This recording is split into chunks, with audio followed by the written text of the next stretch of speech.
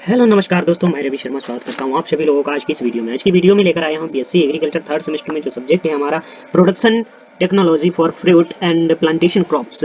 तो इससे रिलेटेड मैं एक वीडियो डाल चुका हूं। अगर आप लोगों को वो वीडियो नहीं मिली है तो जाकर के प्लेलिस्ट भी चेक कर सकते हैं। अगर आपको प्लेलिस्ट भी नहीं मिल रही है तो आप डिस्क्रिप्शन बॉक्स में लिंक दी हुई होगी, वहाँ से आप लोग जो है वीडियो को देख सकते हैं। तो ज़्यादा देर ना लेते हुए वीडियो करते हैं स्टार्ट। अगर चैनल पर नए हो तो सब्सक्राइब कर दीजिए, साथ में बेल आइकन को भी दबाइए जिससे मैं जो वीडियो डालूं उसकी नोटिफिकेशन आपके पास सबसे पहले पहुंचे।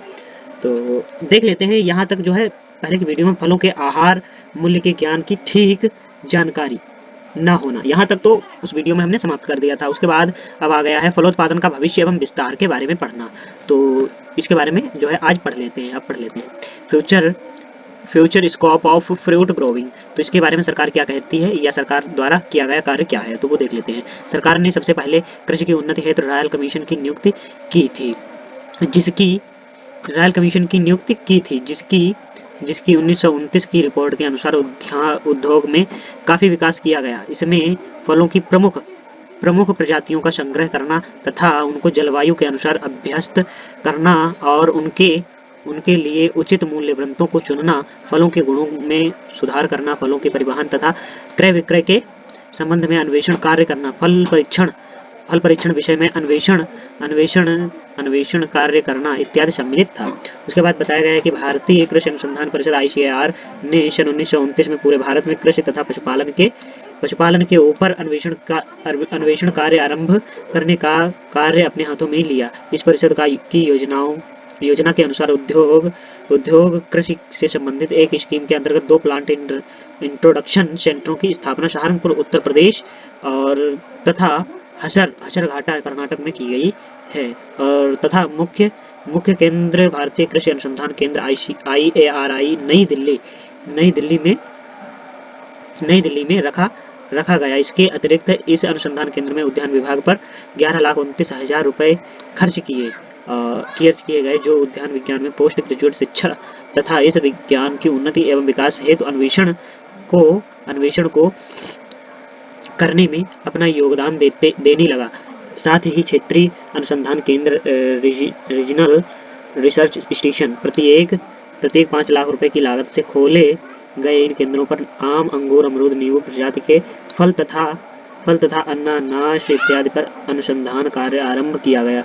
इसके अतिरिक्त खाद एवं उर्वरकों की सप्लाई के लिए उचित प्रबंधन किया गया तथा मालियों को प्रशिक्षण देने हेतु प्रशिक्षण केंद्र भी स्थापित किए गए। उद्यान विज्ञान के विकास एवं उन्नति हेतु द्वितीय पंचवर्षीय योजना के अगणित व्यय 13 करोड़ रुपए रखा गया था। और उसके बाद बताया गया है कि सरकार द्वारा इस विज्ञान को प्रोत्साहन देने हेतु और भी छूटे तथा सुविधाएं दी गई, जैसे फलोत्पादन के लिए प्रयोग की जाने वाली भूमि पर लगान में छूट, फलोद्यान की भूमि सीलिंग एक्ट में सम्मिलित करना, सिंचाई की सुविधा देना, उन्नतशील कृषि यंत्रों की सुविधा प्रदान करना, अनुसंधान कार्य द्वारा नई प्रजातियों को निकालना।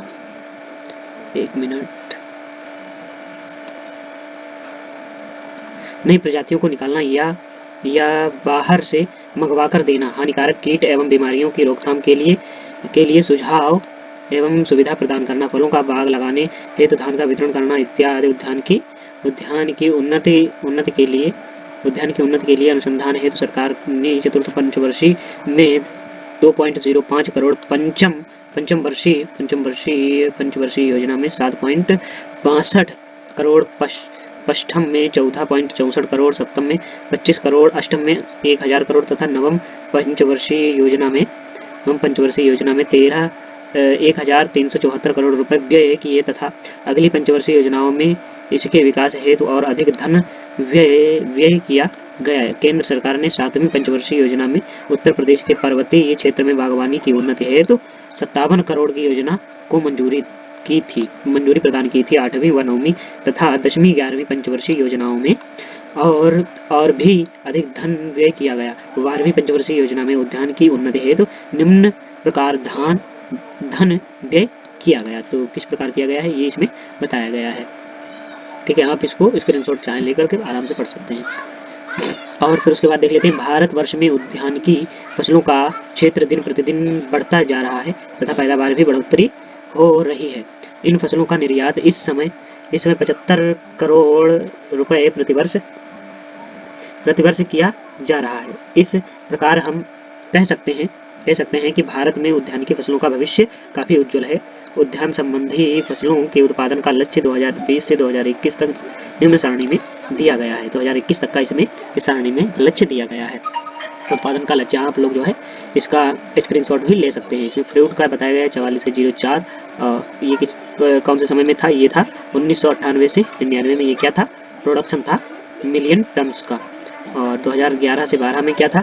81.00। फिर 2020 से 21 में कितना था? 98.0। और ग्रोथ रेट थी 7.8। तो इसी हिसाब से आप लोग भी पढ़ सकते हैं। तो इसमें देखते हैं क्या लिखा है। तो लक्ष्य को देखते हुए यह स्पष्ट है कि उद्यान संबंधी फसलों के क्षेत्र में बढ़ोतरी होने व उनकी उत्पादन क्रियाओं में गुणवत्ता पर ही इस लक्ष्य को पाना संभव होगा। और उसके बाद बागवानी विकास कार्यक्रम के बारे में पढ़ लेते हैं। राष्ट्रीय बागवानी मिशन राष्ट्रीय बागवानी कार्यक्रम के अंतर्गत केंद्र द्वारा प्रायोजित कार्यक्रम है जिसे मई 2005 में प्रारंभ किया गया था। इस कार्यक्रम के अंतर्गत बागवानी उत्पादों के उत्पादन, फसल परवर्ती प्रबंधन और विपणन मामलों को शामिल किया जाता है। इस मिशन के अंतर्गत निम्नलिखित मुद्दों पर बल दिया गया था। इसमें पहला है कलम बैंक स्थापित करने सहित पर्याप्त गुणवत्ता वाले पौधों का उत्पादन और आपूर्ति की क्षमता बढ़ाना। ठीक है। और फिर उसके बाद बताया गया है कि फल तथा उद्यानिकी फसलों का क्षेत्रफल निरंतर बढ़ता जा रहा है, जिसे निर्यात विदेशों को अधिक मात्रा में किया जा सकेगा तथा अधिक विदेशी पूंजी अर्जित की जाएगी। तो आप लोग ये ऐसे अगर नहीं भी पढ़ना चाहते हैं तो हेडफोन लगाकर रख दीजिए फ़ोन को। अगर आपको डाटा वाली प्रॉब्लम है तो 1044 पे लगाकर इसको रख दीजिए आराम से। हेडफोन जो है लगाकर या ब्लूटूथ लगा करके आराम से लेट जाइए या बैठ जाइए, या अगर आप कोई भी कार्य कर रहे हो तो वो काम भी कर सकते हैं और इधर से आप सुनते भी रहिए। ठीक है। तो जिससे क्या होगा कि आपको पता भी चलेगा कि किस चीज़ में क्या क्या होता है। तो इससे आपको थोड़ा थोड़ा अंदाजा तब भी लग जाएगा जब ये प्रश्न पूछे जाएंगे तब। ठीक है।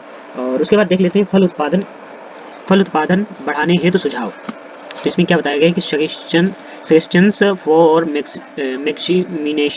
Maximisation of fruit production, maximization. तो इसमें क्या बताया गया है कि पुराने उद्यानों को पुनर्जीवन देना। पुराने उद्यानों को क्या है? पुनर्जीवन देना, मतलब उनको फिर से जीवन देना। और फिर दूसरा बताया गया है कि फल उद्यान लगाने हेतु अच्छी भूमि का चुनाव करना। और उसके बाद बताया गया है फल उद्यान में खाद पानी के प्रबंध के साथ साथ उचित कर्षण क्रियाओं को करना। और उसके बाद फलों की उन्नतशील प्रजातियों को लगाना। और उसके बाद बताया गया कि विभिन्न कार्यों को संपन्न करने हेतु प्लांट रेगुलेटर्स का प्रयोग करना। उसके बाद कीट एवं बीमारियों की रोकथाम समय पर करना। और उसके बाद बताया गया फलों के शोध कार्य पर ध्यान देना। और उसके बाद है कि फल वृक्षों को समय पर उचित कृंतन देकर पैदावार बढ़ाना। और उसके बाद है कि धन एवं बाजार संबंधी सुविधाओं के लिए फल उत्पादनकर्ता की समिति फ्रूट्स ग्रोवर्स सोसाइटी की स्थापना करना। और उसके बाद बताया 10 में है फलों की संग्रह हेतु अधिक शीतगृहों की स्थापना करना। और उसके बाद है 11वां फल परिरक्षण उद्योग को प्रोत्साहन देना। और इसके बाद बताया गया कि फल उद्योग को बढ़ाने के उद्देश्य से सरकार द्वारा काफी सराहनीय कार्य चल रहा है। जो सुझाव दिए गए हैं उनकी पूर्ति भी धीरे धीरे हो रही है। इन सब कार्यों एवं प्रोत्साहन को देखते हुए हम कह सकते हैं कि फलोत्पादन तथा उद्यानिकी फसलों का भविष्य काफी उज्जवल है। और इस समय वह आएगा जबकि फल तथा उद्यानिकी फसलों की कृषि हमारे यहाँ उच्च शिखर पर पहुंच जाएगी। और उसके बाद इसमें क्या है कि प्रश्न भी दिए गए हैं कि कैसे प्रश्न इसमें पूछे जा सकते हैं। तो इसमें क्या था, एक जो है टॉपिक था, तो एक टॉपिक के कितने प्रश्न पूछे जा सकते हैं, कौन कौन से प्रश्न जो हैं पूछे जा सकते हैं, वो चीज़ बताई गई है इसमें। तो पहला प्रश्न दीर्घ उत्तरीय में बताया गया है। क्या बताया गया है कि भारत में फलोत्पादन का महत्व, उसकी वर्तमान स्थिति तथा इसका भविष्य क्या है, इसको समझाइए, जैसे कि अपने एग्जामों में पूछा जाता है। उसके बाद दूसरा प्रश्न है कि उद्यान विज्ञान की परिभाषा दीजिए, उत्तर प्रदेश के फलोत्पादन के महत्व का वर्णन कीजिए। उसके बाद बताया गया कि भारतवर्ष में फल तथा उद्यानिकी फसलों के उत्पादन की वर्तमान स्थिति एवं भविष्य पर प्रकाश डालते हुए ऐसे फलों को बतलाएं जो विदेशों को निर्यात किए जाते हैं।